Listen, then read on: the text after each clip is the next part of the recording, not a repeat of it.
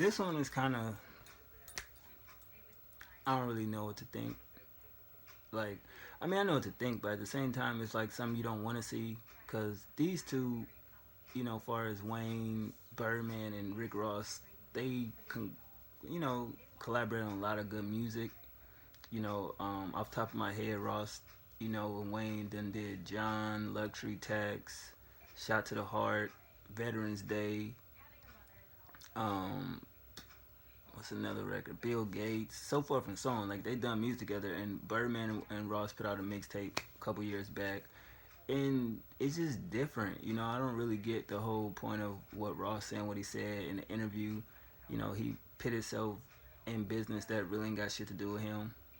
He should be focusing on his artist and his label. What I mean? I just thought that was crazy, but I spoke on that then. Y'all seen the video. If not, go back and watch it. But now, speed up a little bit. Birdman and Wayne reunited. And I know I didn't talk about it. I really just, I don't know. I mean, fuck. We said that. It's so many YouTubers that done talked about the situation. What we already said is like it's not real. Like these niggas are just doing it for publicity and they gonna get back together. You know what I mean? Once I seen the Breakfast Club interview with Angie Martinez and Birdman, you already knew it was, some crazy shit. Even though that the whole Young Thug manager tried to shoot this nigga and kill this nigga, that was kind of crazy. But at the end of the day, I mean, that's family. Like regardless of what the fuck they go through, y'all go through shit with y'all family. Y'all may not speak to a person for, a day, a week, a month to a year, but eventually y'all come back together, reconcile, work out y'all differences and y'all family again. So I never understood why people blew that whole thing out of proportion. Like that's $50 million. Like you would slap the shit out your fucking cousin or little brother over $5. Like keep it real.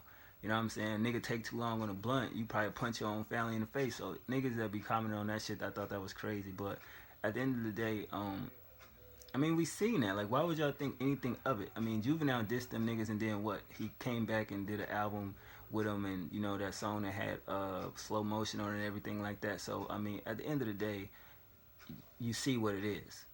So I didn't really care about that. But for Ross to speak on the situation, and I think it's crazy, and Birdman said what he said at Live. Mind you, Lil Wayne was standing there not saying shit, just, you know what I mean? Like, come on, nigga, say something. But sidebar real quick, what the fuck was up with Wayne with that big ass styrofoam cup in Dubai? Like, that nigga looked crazy. Like, did y'all see the nigga face? Like, Wayne was on one. Like, I don't know what was in his cup. I don't need to go into that. We don't give a fuck. I know I don't. But them cups is just was fucking, like, goddamn. Like, them cups almost taller than that nigga. You feel me? But that shit was crazy to see that. But yeah, he just basically said, fuck whoever hating on us. You feel me? Blah, blah, blah. I'm gonna pull up. And I guess Ross was on Snapchat and doing what he doing. And it's like, man, can these niggas just, this is what I want, man, from a fan of music. Where's the music? Like, stop this fucking social media shit. Snapchat, Instagram, or fucking tweeting and shit. That shit crazy. Like, do a song, man. Like, he ain't doing nothing in Snapchat but, talking about, oh, these niggas kissing and they basically worked out their differences. Like, man, this is the part about beef or disagreements I don't agree with. Stop telling us shit we already fucking know, man. Like, I don't want to hear that shit. Like, that, it makes it lame to even talk about it. Why you ain't coming with nothing new? You hung around these niggas. Like, you did music with these niggas. If you see some crazy shit, say some shit we don't know. I don't want to hear shit we already know. Like, that kissing shit, we don't agree with that. Like, that's whatever the case may be. Like, but that's them. That was fucking years ago. That's when 106 and Park was still relevant. You know what I'm saying? Still thriving. Like, we don't care about that. You feel me? That's the same thing go with the whole 50 Cent Meek Mill shit, bro. Like, we don't want to hear that fucking Ken of Supreme shit or 50 said this or whatever what have you. We don't want to hear that. Like, I'm just saying it doesn't make any sense. All these niggas going back and forth. Yeah, it's kind of entertaining, but it's not. Where's the music at? You feel me? But the Ross and Birdman situation, I don't know what the fuck that's about. Like, I was lost at the simple fact when he first spoke on it. I was like, wait, y'all niggas work together. Like,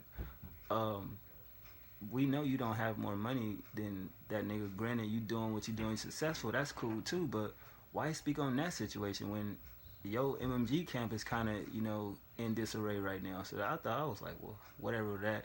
And then Birdman said what he said, and that's cool too. But at the end of the day, what is it gonna lead to? Is you really gonna pull up on this nigga?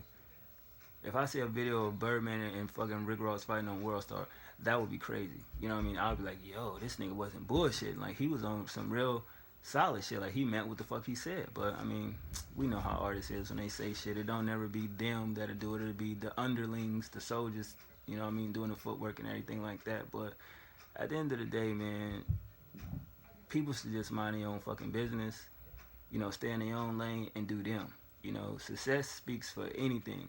People can hate on you all you want, but long as you successful, you don't gotta say shit.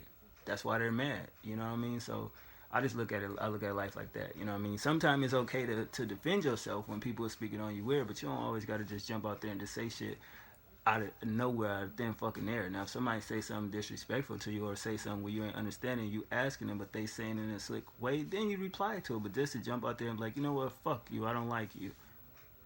Wow, what did I do for that nigga to say that to me? But that's just me being me. Yeah. So Ross and Birdman, I don't know, but I don't want to hear no fucking diss records because niggas know Birdman can't even rap. Like, that's no disrespect to that nigga. I mean, he's more of a therapist rapper in a sense, you know what I'm saying? If you really get what I mean, the way he raps, but he talks. I don't want to hear that. I don't want to hear fucking Rick Ross dissing Birdman and Wayne when nigga you was doing motherfucking shows and concerts and songs with these niggas and always bigging them up. I don't want to hear that shit. You know what I mean? Just go your separate ways. Y'all don't fuck with each other. It is what it is. You know what I mean? Don't be in a club on this side, you on that side, and y'all taking shots at each other. I don't really want to hear that shit. But I ain't got nothing else to say about that shit. It's all weird to me. It's all fucking gimmicks. You know, all publicity is good publicity, but some publicity make you look stupid as fuck. I'm out.